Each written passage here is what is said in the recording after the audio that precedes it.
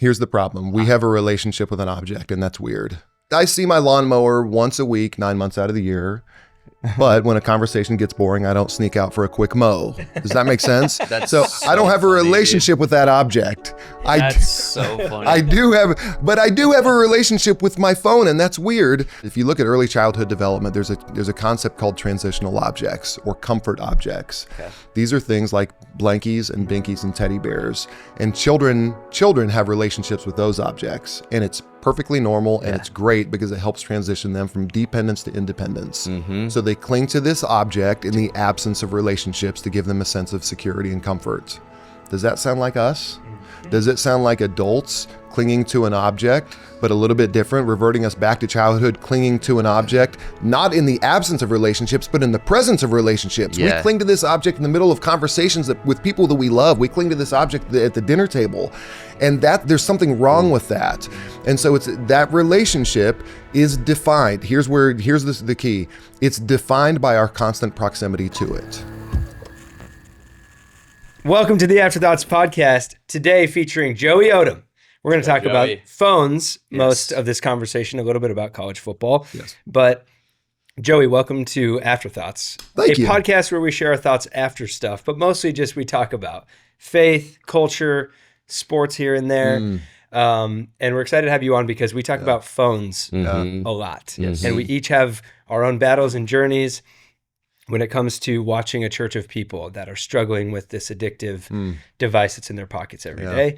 We're in the middle of 21 days, or not in the middle of, we just started 21 days of prayer fasting. Yeah. Day 3, it feels day like 4. We're in the middle of it. And a lot of people are doing a soul fast right now of off social media for 21 days or whatever apps or some sort of phone control. Yeah. I wonder if anyone's fasting ChatGPT.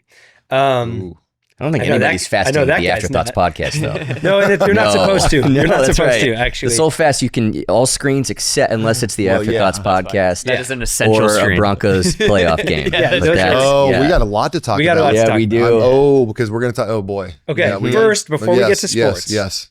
Though I'd love to just jump right into that. I should probably put my phone away. Look at you. Doug is addicted to his phone. Doug, you are so present. You are so present right now. Gosh, I feel your presence. Need the dopamine, Joey. I feel your presence. Joey, give us a quick where you're from, what you do, and how you got into this whole world of helping people to use their phones in a smart, wise way. Yeah, I live in Knoxville, Tennessee, but that's been relatively new, about 3 years. Lived in Atlanta, Georgia, and then originally from Tulsa, Oklahoma. Okay. So I co-founded a technology business several years ago with a friend of mine, and that was all around the idea of spending less time on our phones. I found myself as a dad missing so many moments and finding myself my in this kind of continuous partial attention phase, and just always kind of with people, and then having these seminal moments of missing my son's first soccer goal because I'm looking down at my phone. He looks over, he just sees the top of my head, and thing after thing after thing like that. Wow. And what's interesting about missing that moment, there's an interesting thing about missing things. If you said, hey Joey, how many other moments have you missed? I have no idea, because you don't know what you've missed. And so I've missed all of these moments, and I don't want to romanticize this too much, but it's very clear from the data, and we can tell stories, but even clear from the data, the damage that this is doing to us. That even you look at the last generation. I was at Texas A&M speaking to a group of students last night at Breakaway, and they have felt the effects, and it shows up in the stats of loneliness, anxiety, depression, suicidal ideation, all of it tied back to the advent of smartphones and social media. A generation of kids, and this is no disparagement on parents of my age, I'm in my mid-40s, but we're learning this all now, but you have a generation of kids who grew up with parents who looked at screens instead of their eyes.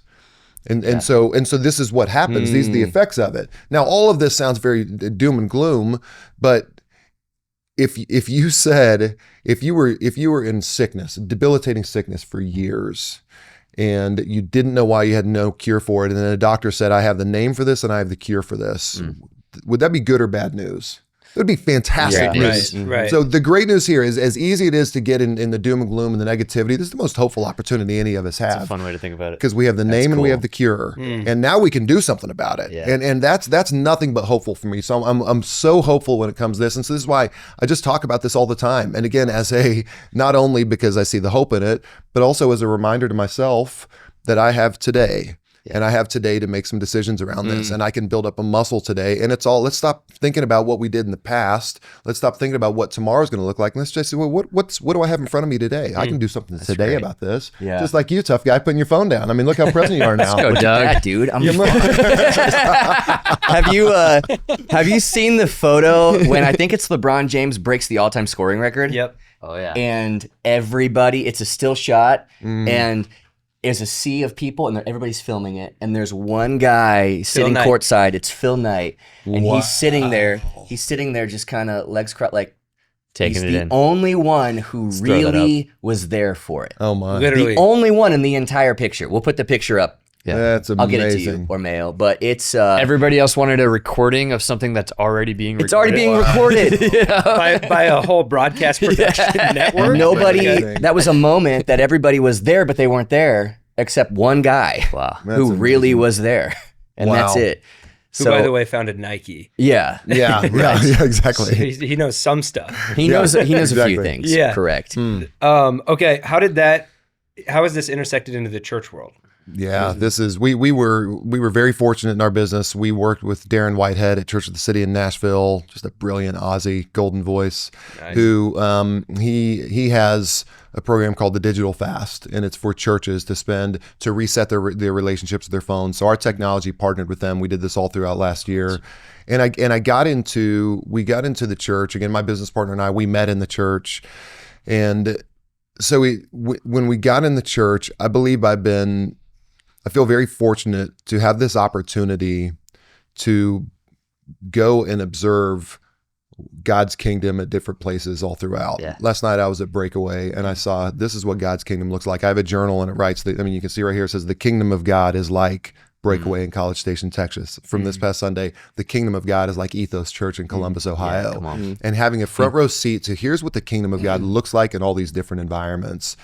And when you get in that environment, you can't help but be encouraged. And so then when you can say, and this is getting into a lot of the theology behind what we think about here, when you can say that 2 Peter says the ultimate crescendo to our faith is love. So you think it has the ladder of virtues and the top of them is love. So the ultimate result of our faith in Christ always has to result in love. And if we can set aside the greatest impediment to walking alongside Jesus in love, holy crap, what an amazing opportunity. Yeah. So I'll tell a quick story on that. It was 9 years ago. I landed in Atlanta, busiest airport in the world. Oh, yeah. And feeling good about myself, had some great meetings, dressed in a suit, walking through. You gotta get on the tram to go all the way down. Oh yeah. And by the way, I love Hartsfield. Like I lived in Atlanta for 9 years. People hate on it. I love it. It's very efficient. It's chaos, but it's organized chaos. But I'm doing I'm walking through the terminal, doing what all of us do in the airport, just staring at my phone, and paying no attention to the thousands of people that walk by me. Right. Yeah. And as I'm doing that, someone walks by me and they said something, and it took me a second to process, like this was directed towards me, what this guy said. And he goes, kind of aggressively, why don't you just take up the whole terminal, buddy? And I don't know about you. Like, I don't know if you ever watched Chappelle's show when it says when keeping it real went wrong. Like I decided to keep it real and like it went very wrong in this moment. So I popped back at him. I was like, hey, what you talking to, tough guy? Yeah. And so going back and forth, again, I was just watching some cat video and paying no attention. But so we start yelling at each other. It's such an embarrassing story. We're yelling at each other in the middle of the busiest airport in the world. Getting closer and closer. We're face to face, fist clenched, legitimately ready to fight. All because I was looking at my phone and he just said a little like casual comment. So the woman he's with grabs him, pulls him away. And so I got a little parting shot at him when he's walking off. And I was like, hey, you got some real anger issues to deal with, buddy. And then he turned around. He said 4 words that I will always remember. He said, my dad just died. Tough. So all of a sudden, in an instant, I saw exactly what happened. You got this guy who had all these big feelings inside, and he just needed somewhere to put them. I saw myself. This is like a Jesus follower Super Bowl, right? The opportunity to show love and kindness, but because I'm down in the world of my phone, I didn't have the spiritual or visual or physical eyes to see that this man was hurting. So I missed that moment completely. He takes off, and then I said, no, I'm not going to let it end like this. So I run after him. I catch up with him, and I just said, I'm so sorry. I was like, I'm so sorry. You lost your dad. I'm so sorry for how I acted. He starts crying. I start crying. So we do what would perfect strangers do in that situation, the busiest airport in the world? We hugged it out and cried in each other's arms, right? So I'm like, a buddy walked by and later he was like, was that your uncle? What was happening right there? But here's the cool thing is that we're in this situation, that thing, my phone, and this is not a demonization of phones. iPhone owner, love it. It does so many great things in my life. However, this thing prevents us from seeing. This is the distinctive of Jesus. Jesus' distinctive is he recognized there was pain in everybody he encountered. Oof. And if you knew that everybody's in pain, what would you do? You would slow down a little bit. And then you would make eye contact and you'd ask another question and then you'd listen a little bit more intently. And then so think about this. This is the opportunity that we all have right now. This is why it's so hopeful. Jesus says, if you believe in me, you will do the works I do. So we have an invitation from Jesus to do the works that he does, which is to slow down, put down our phones and look up and then speak a little bit of life. And that's available to all of us, everybody listening, everybody at this table, every single day. But it does require that we put this thing aside, that we use it as a tool when we need it, but we also look up when we're talking to a barista. I mean, I encourage all the people all the time. I challenge myself all the time. This is really hard. What if as Jesus followers, what if we'd never had our phones in lines? What if as Jesus followers, we didn't have our phones at restaurants? What if we did look different? What if we stacked them in the middle of the table? And then what would happen? The line, preach the gospel at all times, if necessary, use words. We've all heard that misattributed to St. Francis of Assisi. I think I hesitate almost every time that I say this because it feels so simple, it feels so reductive. However, I believe that in 2026, the number one way to preach the gospel without words in public is simply to be off your phone. Wow. And it doesn't stop there, but it does start there. And that's what begins the process. Totally. So, good question. Where am I from? That's where I'm from. I think so good. Knoxville, Tennessee. Yeah, Knoxville. Oh, man. This is awesome. I just kind of want to keep going. We can talk about fixing college football at the end of this. Yeah, we will. And we will fix it. We commit to that. We have a plan. We promised everybody. As soon as we put our phones down, we will fix college football. Exactly. We'll have to FaceTime with some guys, but we'll fix it. Most coaches, teams, players are all watching this episode to find out what we have to say. But I think it's important for everyone that's waiting for us to fix college football to actually first hear us talk about phones. Whoa, it's very important. Yeah. It's funny when it's like a chicken and the egg kind of a thing. Yeah, exactly. What comes first? We took, we went on a trip recently with another of our buddies and our sons that are all like 7. Yeah. And we were laughing watching them in the airport. I was like, on Madden, these 3 guys have a awareness rating of 0 out of 99. Like just crashing into people. I consistently have to tell, like was saying on the trip, but I say to my son all the time, like, hey, there's other people. Amazing. There's other people. Yeah. But while it's easy to spot that in 7-year-olds that are running around an airport and just being crazy because they're kids, we're not much better as adults. We have very low awareness ratings, and you just pointed that out in a really profound story of how many things we miss, how many people we probably mistreat or just ignore, people waiting for someone to see them, have a conversation with them, and we're too busy doing this. And the phone is lowering our awareness rating on Madden down and down and down and down. Yeah. Okay, what is your title, or like, what do you call yourself in this world? And the name of your company. Yeah. And what is the technology because whatever it is, it's very needed. Yeah. Well, thank you. I am honestly, that's such a good question. I'm figuring out what that answer is right now. I think that we have our business has gone for several years, and this is something that I think the message will outlive the business, and so I am. We were talking about this earlier. I'm figuring out what that actually means for me right now. And I do believe because of my own personal failures in the area of phones, I do feel like I have this not only this deep empathy for people who are struggling for it, I also have this recognition that it's really hard. And I also have a unique perspective that says there is a ton of hope on the other side. So when I'm doing just the typical, thank you for your question. I'm going to give you a different answer. When my daughter was 10, she's 15 years old right now. When she was 10, we watched a movie together. This is right around when we were starting our business. In fact, it was May 8th, 2020. I know that date because I wrote it down in my journal because of what happened that night. Gianna and I watched a movie together. And at the end of the movie, she turned to me and she said she wasn't judging me. She wasn't congratulating me. She just simply said, she goes, Dad, did you know it's the first time we've ever watched a movie and you haven't had your phone? A little bit of a gut punch. A little bit unfair, Gianna. She was 10. She was 10. And so interestingly about that, she had never really mentioned to me before. She hadn't really called me out on it before. And so, and what's interesting, this is why you all know this, like we all know this, like kids are noticing machines. So their neuroplastic brain is noticing, adapting. So in her mind, dads have their phones during movies. That's what they do. Mm-hmm. But it was notable. But again, she hadn't called me out on it, but it was when I deviated from that and I was fully present with her, it was notable to her. Yeah. And so that felt good. And I was like, hey, I'm gonna keep doing that. I'm gonna try that again. So fast forward 4 years, May 8th, 2024. I read that in my 5-year journal and I said, Gianna, do you remember that night? And do you remember saying that to me? Again, 4 years later, she laughs and she said, Dad, it would be so weird if you had your phone during a movie now. Come on. 4 years, not overnight. 4 years, slowly over time, the normal for her has changed. So her expectations for relationship have completely changed. So what do you think that does for her when she begins to date? That totally changes it. What do you think that does when she becomes a mom someday? That totally changes it. And so we have this unbelievable ability. And if we can look at this over time, I think it maybe Bill Gates, he said something like we overestimate what we can do in a year and underestimate what we can do in 5, something like that. And so if we can look at this as, again, thinking through it as like fitness, this is one reason why I don't think as a society we've really made a ton of progress on this, is because we think we want to hack and we want it to happen quickly when it's just, you kind of just have to do the unsexy things over time. And then you see progress over time. So that's where I believe there's so much hope for it. And that's why, to answer your question on what do I call myself, I think I just call myself someone who thinks about this and talks about this, someone who tries to live this out, someone who fails at it, someone who struggles well with it and encourages other people to struggle well with it.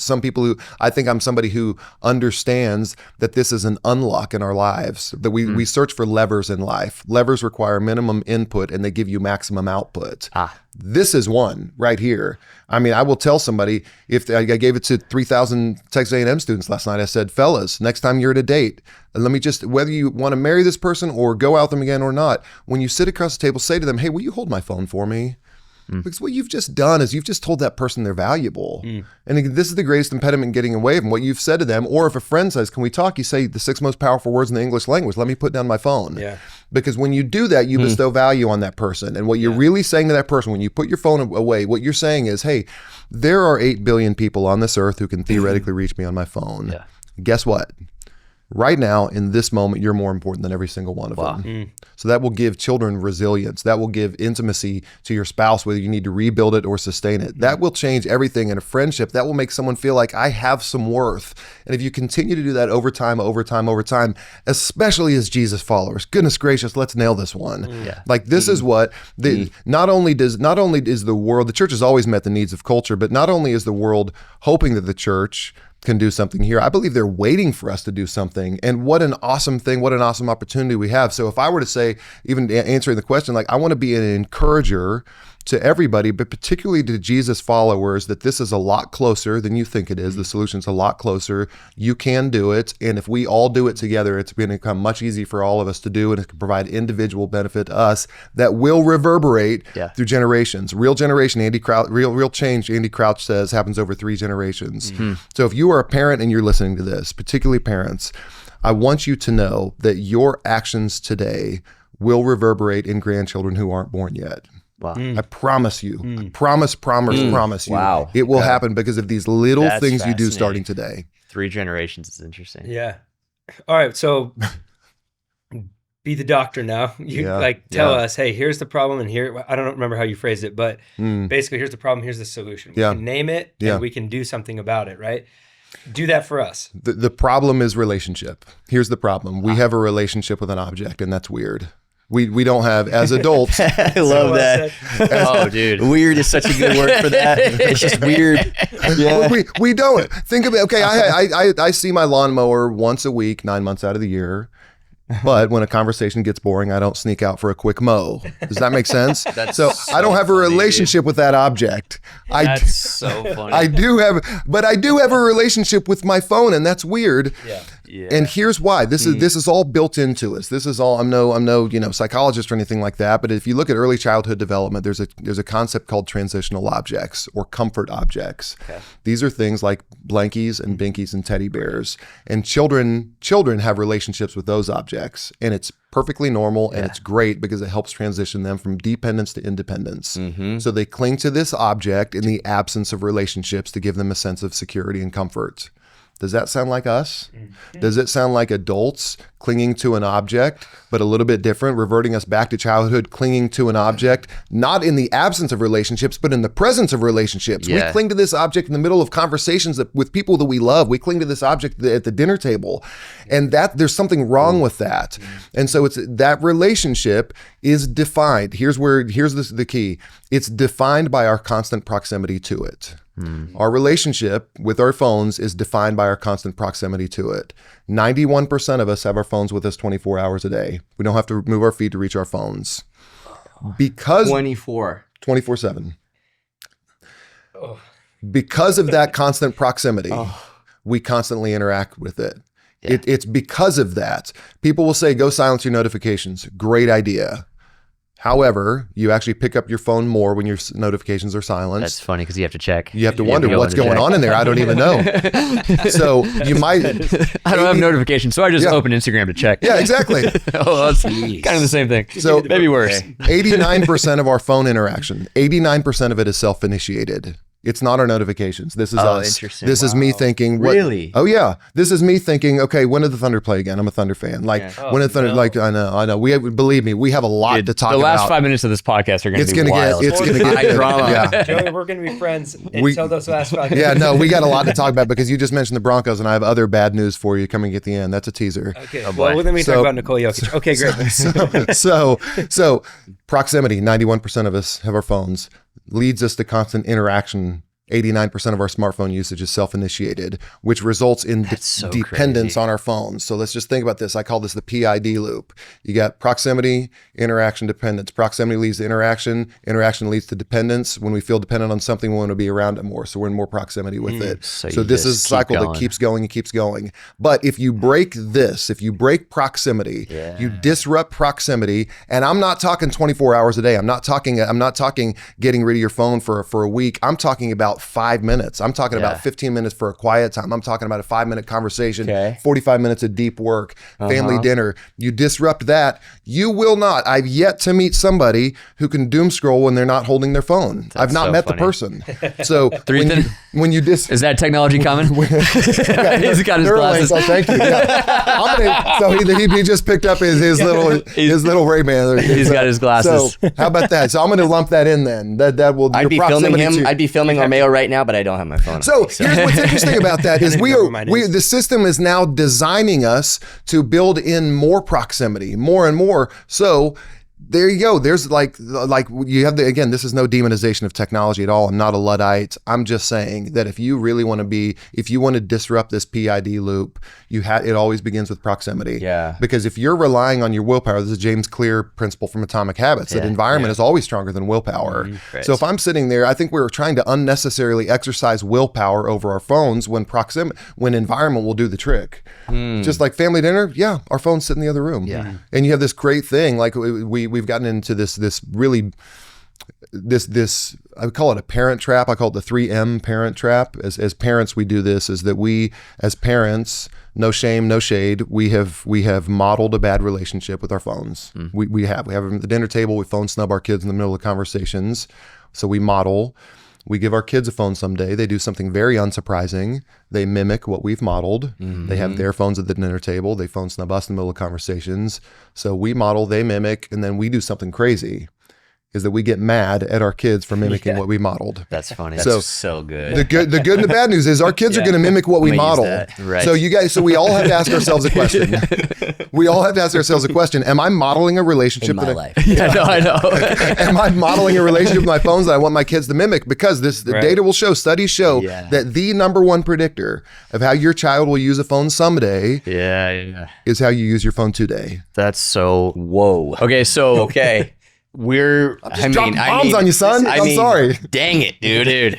That sucks. We're talk to our. No, that doesn't suck. I'm sorry. That's awesome. No, it sucked That's up awesome. until right now that we know. Because now we have a diagnosis and we have a solution. I like that. I like how you repackaged that. To see what he just did there, listener. He's a speaker. So he just repackaged my words so that he can pass them off as originals for himself. I like how you did that. That's really good. Oh, trust me, he really will. Good. Oh no, And he will claim. Oh, I know a plagiarizer when I see him. That's what pastors do. Yeah, that's right. He tends to model that, and then we mimic it, and then he gets mad at us. So you have a closeness to your phone all the time. So you're going to be on it all the time. So then you're going to get addicted to it. So it's this. You gotta break it where you're close to it. You're far. Your sermon on Sunday is going to be awesome. That's right. Closeness is the problem. Oh gosh, that's good. But man. I do like that. Not bad news. It's not awesome news. It's amazing. Exactly. This is great. Mm-hmm. How so? Tell us how. Like what the good news is. What can we give us some practical? Here's what we can do to a problem that everyone's honest. We all are addicted to our phones. I would say one of the I walk through 5 S's on how we can reclaim, and one that I will give you that's super practical, and it's just with that PID loop, is just today find some time to spend physically distant from your phone. But don't do it for the sake of being off your phone. There's nothing motivational about that. Okay. Find the good on the other side, and then remove your phone. If your wife wanted to go on a walk, be like, that'd be great. Let me just put my phone here on the counter. And just don't go on a walk without your phone. So what we do is nature abhors a vacuum. We all know this. So if you get rid of your phone, you are going to wonder, what do I do with my hands now? Right. Like, I don't know what to do. Right. And so find the thing on the other side and then be without your phone for it.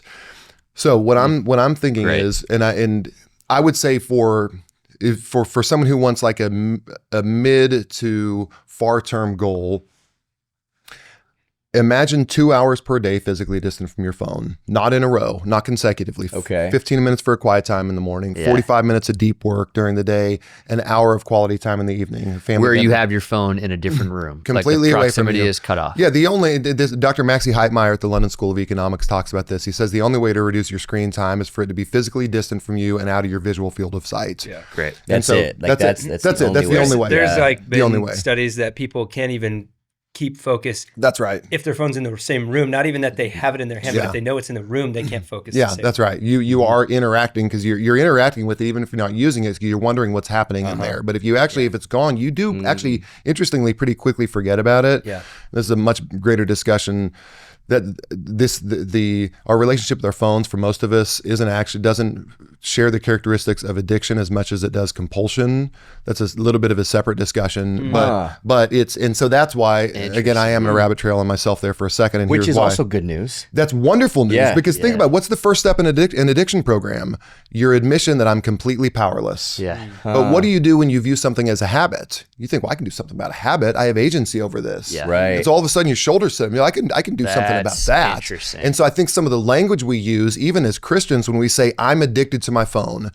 Now, are there addictive characteristics to our phone? Yes. But when you say I'm addicted to my phone, what you're actually doing in some ways is giving yourself a pass for your bad behavior.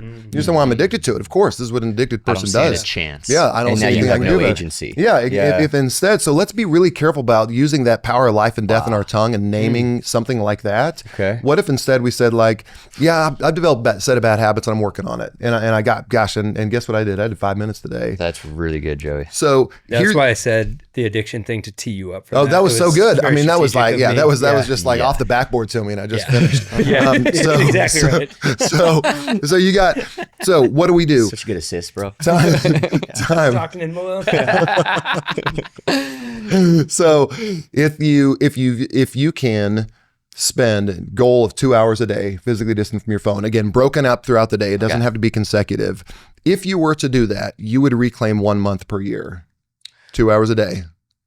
Whoa. So we sit today in a culture that says I don't have enough time, and you just experience. I just did that math. He's right. I did it too. Actually. Yeah, look at us. A 12th of the day is a 12th of the year. What we need to do there. This is like we need to get like the beautiful mind numbers going there, like the Doctor Strange, just all the numbers going in our head. Dude, 1 He's absolutely month. right. 1 month. An entire month of your year. 2 hours per day. And that is, by the way, is pretty easy when you build a muscle. But starting that journey can be hard. And so I want to say something that's going to sound maybe a little bit tongue in cheek, but I mean it with all sincerity. Okay. If you're part of the 91% group that spends has your phone with you 24 hours a day, today, not tomorrow, today, start with 5 minutes of physical distance from your phone. Right. And then tomorrow, 10 minutes. And then 15 minutes. And again, think of this, building this slowly as a muscle. Gianna noticed, it took for Gianna 4 years to notice. It took me 4 years of building a muscle. And that's great. Yeah. And she still had, I mean, she's almost 16. Like, she's got her life ahead of her. And so it took 4 years. So yeah, build it slowly. Give yourself a ton of grace. Be really careful about shame. Shame loves talking about this. And shame does this. Shame takes a mistake from the past and it tells you with certainty about a future that hasn't happened yet. So by nature, it's a lie. So by nature, shame is a lie. And and I will say, I'm going to say shame, but I'm going to say Satan. The last thing that Satan wants is for you to be in the present. Satan wants so badly for you to live in the past on a mistake. He wants so badly for you to live in the future, him telling you a story. I heard a great TED Talk once that says fear presents itself as a fully formed story. So if you can then instead say, and shame will say something like, every mom gets this right except for you. Shame will say something like, God, you really mess this up with your kids. You see how bad they are? Gosh, they're probably misbehaving because of this. And so shame is a good, this is not an original quote, but shame is a good indicator, but a bad motivator. Okay. And so if you can instead, when you start feeling those whispers of shame, because they will come, loop yourself back into the present and play Legos with your kids. Yeah. Go back into the present and make eye contact and then do highs and lows at the dinner table. Go back and engage in your quiet time. All of those things. Go to Feelings Wheel. By the way, feelingswheel.com. I've gotten into Feelings Wheel lately. It's fantastic. Oh, dude, they're so good. It's so good. Yeah, and I'm like emotionally built like a woman. Like, I know my emotions. Like, they're so good. They're the best. Feelingswheel.com. It's fantastic. Yeah, I have no idea what that is. It's incredible. It's literally a feelings wheel. And you say, I'm feeling this. And then you start just subcategorizing like what your feelings are. You name it, feel that feeling. And then as a Christian, then we take every thought and feeling captive to Christ and we take it to Jesus. I'm feeling lonely. I'm feeling despair right now. Okay. And name that. I didn't know about that, Doug. Gosh, Doug. They're always using it. How long is Doug going to be here? Is he going to be here the whole time? Yeah, Joey, sorry about Doug, man. Sorry we made you sit next to him, too. Can actually, maybe we can have a mature adult conversation. Doug. 3 people with some EQ could talk to each other without this robot Doug over here. I'm actually feeling... what are feelings? I'm feeling ecstatic about the 3 of us. I'm feeling sorry, guys. I'm trying to play... Oh, we have Joey Austin. We actually have a guy that fired. No. We call him Joey Austin. We have Johnny Austin and Joey Johnny Austin. Oh, Joey Austin brothers. is Johnny's brother, yeah. These are hypothetical people. Don't get confused. Very hypothetical. But if we have like an event coming up, I'll be like, hey, Johnny Austin here. So let's say I want to come to the event. What time does it start? And so we just, it's this classic guy that watches the podcast and is trying to. And you're pretending like you're trying to be that guy by asking what the feelings were. That's what I'm trying to do right now. I'm like, obviously I know what the feelings wheel is. So it's feelingswheel.com. I was already doing that though when I said that we were all addicted to our phones. I was being Johnny Austin. Right. I like that. What if I say this to you? How will you respond? So is this the version? So good. Is this the version of like the Smartless guys, like Sean's sister? Do you guys ever watch that? They theoretically has his sister who always says that. So that's the Johnny Austin. Exactly. For the viewer who has the question, but they're too afraid. Even if they were here, they'd be too embarrassed. They don't have the courage. They don't have the courage. I ask all those questions. Yeah, they don't have the courage you do. Yeah, it's courage. It's courage. And they wouldn't even be able to name that emotion because they don't even know about the emotion wheel. True. Yeah. So they're really in be trouble. Strong and be courageous. Do not be terrified. Just ask the question. Okay, so let's keep going. I love this. I want to hear more. The small but attainable journey because I think a lot of people make the decision of I use my phone too much and it's like an all or nothing thing where it's like I'm not even going to have my phone for 2 days, but then you're like not really going to do that and then you just go right back to the way things work. So I love that. You're at Breakaway last night talking to a bunch of college students that have grown up and they don't know a world without phones. What are you saying to them? What's your heart message for that generation? It is absolutely. Well, here's the thing. This is what's amazing about what I found at Breakaway and what I've found across the country is that generation, it's easy to point the fingers and say it's their problem and gosh, they're so bad. I will tell you, they feel it so deeply. They're so hyper aware of it. And what they're looking for somebody to tell them what to do. Okay, I feel this, so tell me what I can do about it. And then they need somebody to do it with them. So you don't want to be, this is the power of collective action. Jonathan Haidt talks about this, is that collective action is a problem that if we solved it, it would have individual benefits, but you can't solve it without others. And so everybody can buy into this. So I literally got my coffee this morning in College Station. I was walking away, that Sophie was the girl, the barista, and she goes, "Oh, you were at Breakaway last night." She goes, "Oh, my small group and I, we all deleted Instagram off our phones last night." By the way, my goal is not for people to go delete Instagram. That's not like, this is not an anti-social media rail or anything like that. But the reason why Sophie could do that, and the reason why I will have staying power for it, is because she has other people doing it with her. Yes. And by the way we got into this problem to begin with is through isolation. This is what Satan wants to do, is isolate. Totally. And I have this Stranger Things metaphor that I've been working through in my mind about the way that that Mr. Whatsit, the guy in the character in the show, would isolate the kids, and then that's how he would kidnap them, is how he would isolate them from the group. And this is the same way we get isolated. And so if we can, the solution is then in community. And so what I've found for that generation of kids is that, hey, listen, this is a problem. We all feel it. You don't need data for me to explain your lived experience. You understand what that feels like.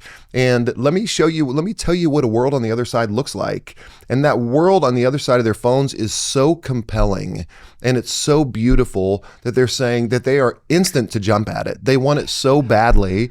And I can't express how hopeful I am, because those kids at A&M last night, and those kids all across the country who are feeling this and leaning into it, they are going to be the greatest generation of parents. They're going to be incredible. Yeah, that's right. I'm telling you, they're going to know what presence feels like, because they've known what a lack of presence feels like. This is going to be, I do believe it. I really do. Man, I get choked up thinking about this. I think this is going to be the greatest, most present generation of parents that we've ever had in modern history.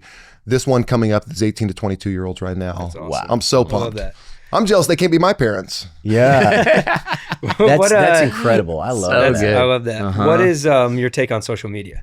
I mean, it's what's my take on cars? What's my, it's how are we wielding it? We have to know, listen, Jesus talks about the thorns in the soil in the parable of the sower. And he says that the thorns that choke out the seed and make it unfruitful are the worries of life, the pleasures of life, the deceitfulness of wealth.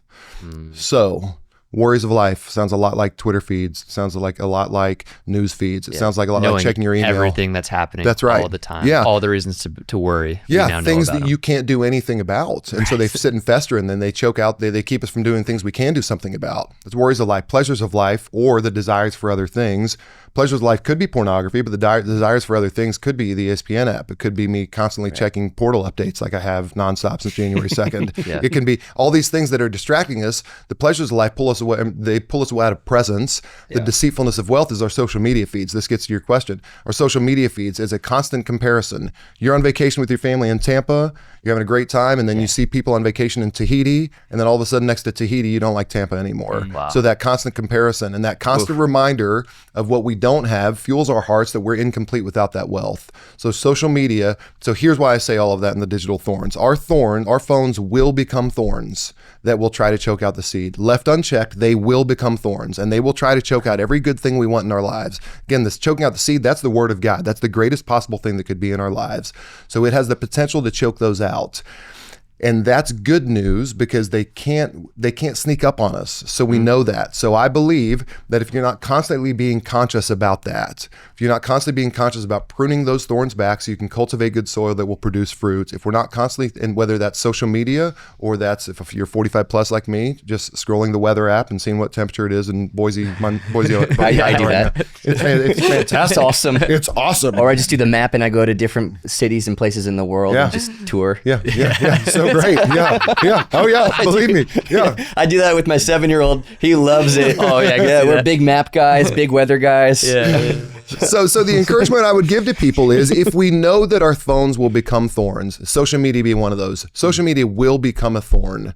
And all of a sudden that you'll be scrolling, and then you'll see a picture that, maybe a little bit scandalous, and then you go down and look at a little bit more scandalous. It's going to become a thorn. It's going to try to choke out all the good things you want in your lives. Right. So as a daily mantra, and I'd love for people to put this on their lock screen, right on your bathroom mirror, whatever it is, knowing that they're going to become thorns, just before they attack, I must prune the thorns back. They're going to attack, so you got to keep pruning them back. It's a daily reminder to you that this is a thing that we just have to keep doing. And so Before think about they attack, prune them back. And so then just as a reminder, how about this, fellas? What if we just didn't take our phones in the bathroom? What if we just said, I just don't do that? So all of a sudden you've just eliminated probably 90% of your temptations on your phone if you just don't. So this, again, these are the environmental things, and this is how we prune back these thorns, knowing left unchecked, they will become thorns that will try to choke out things. And so it's a daily thing that we can continue to do. It's a daily consciousness that is worthwhile for us to do.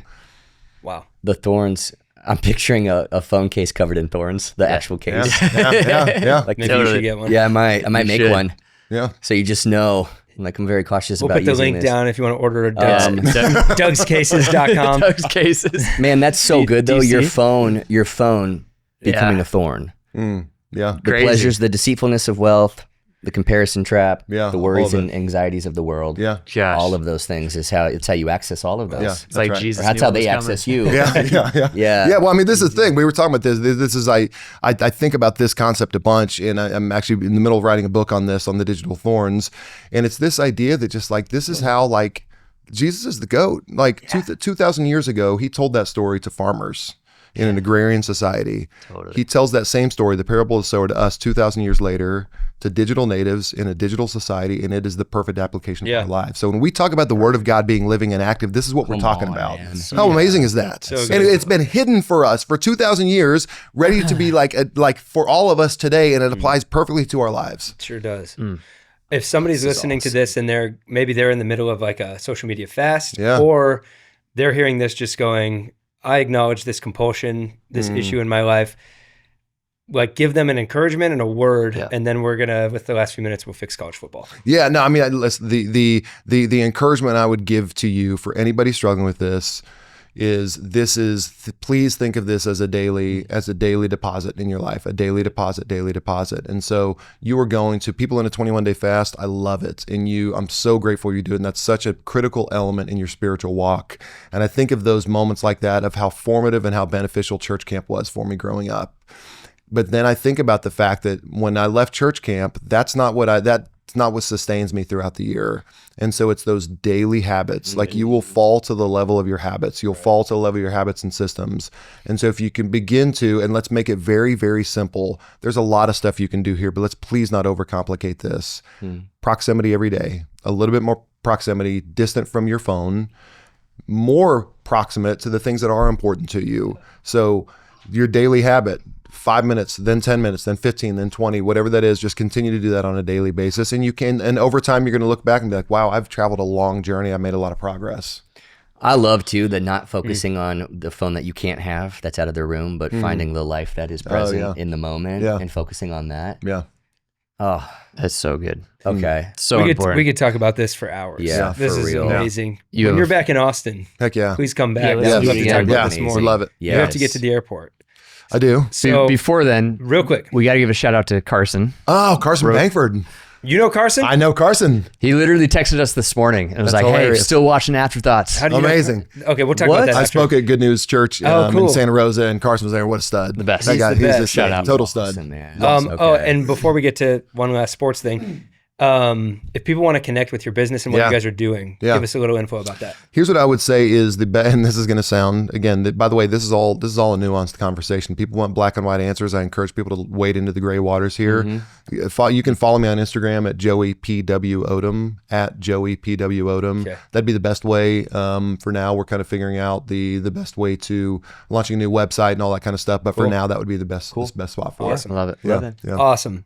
Dude, thank you for the wisdom. Yeah. This was seriously. really, really cool. Thank I love you. your passion. I appreciate it. I'm and fired up. and the optimism of it, because most of the time these conversations are It's doomsday. too easy. Yeah. Truly, shifting it from an addiction to a compulsion Yeah. is life-changing for you. Yes. Now it's possible to It do gives something you about it. agency Yeah. to do something about it. Words. So I mean, it's you're so phenomenal. You're a words guy. Like words are so very So powerful. important. Absolutely. Yeah. Okay, you have 2 minutes Okay. to fix college football. What do you do? Well, I would do one if we can at the end of this. If we can close out and pray for Josh Allen, he's got some injuries. I'm a can't. massive Bills fan. Not this week. Massive Are you a Bills fan? Massive. You My are. wife is from Buffalo, Okay. and we're Oh just my we gosh. fly a flag. Our neighborhood association keeps telling us to take it down. Like we are Ethan, Bills cut fans. this You're episode Bills until mafia. after The Saturday. hard part my- for us yeah. as Broncos, for me as a Broncos fan, is of course I want the Broncos to win the Super Bowl. But if I had to choose another team in the It would playoffs, be I'd the choose Bills. It'd be the Bills. Yeah. because They obviously 4 in a row they lost and all that, and I actually like Josh Allen, but I will not pray for him. But let's keep moving. But he's awesome. He is awesome. He is awesome. He is. I will just tell you, like in terms of fixing it, it's very easy to hate portal and NIL right now. Yeah. The one thing I kind of like about it, so I'll put it in maybe 2 or 3 categories. What I think is cool is seeing like a James Madison guy who then goes and transfers to a powerhouse to an Oklahoma, Alabama, an Oklahoma fan. So you transfer over there. I also then I think it's interesting when you see a guy who goes the other way from Oklahoma to JMU, because these guys, they're placing these massive bets on these kids out of high school and they don't know how it's going to pan out. And so there's a little bit of a normalizing that happens within the portal. The thing I don't like is those lateral moves. Is where you go SEC to SEC school. I'm just like, what have we done here? And so I think one major problem with it right now, I do think, is you have a bunch of like agents who are these guys' uncles, or I think what's happening is you have a bunch of just shyster agents who are convincing this kid to, no, you need to leave this school in a great, again, I'm a huge Sooners fan, so I think that if any kid, plays on defense, I know. If you're a defensive player, why would you not want to play for Brent Venables? Because he's not going to make you, you could walk away from $400,000 and go play somewhere else, but that might make you $40 million if you stay, and you may get it later. So I have a real problem with the agents who are representing all these kids right now. I think that's really bad. I think your idea is brilliant of the new commish. Nick Saban. If you're watching, which you probably are, we are nominating you to become the commissioner of college football so you can fix this whole thing. Yeah. Please do that. I know he will. I know he has to. He is the guy to do it, but it's a little disaster. I also think it's good that kids are making money off their name, image, and likeness. I think it's great. I think that's fantastic. But again, the portal window timing is weird. The fact that Lane Kiffin, and again, Lane, we're buds. I mean, I know you're watching. But Lane Kiffin, he leaves. He leaves a team. All right, we're gonna go a little more in 2 minutes. Presumably, as a head coach, your goal as a coach is to win a national championship. Lane Kiffin had at worst a 1 in 12 chance of winning a national championship with Ole Miss, and then he left. So what that's either saying is to his team is saying, I actually don't think you have a chance of winning a national championship, so I'm going to go somewhere else where I think there's a better chance later.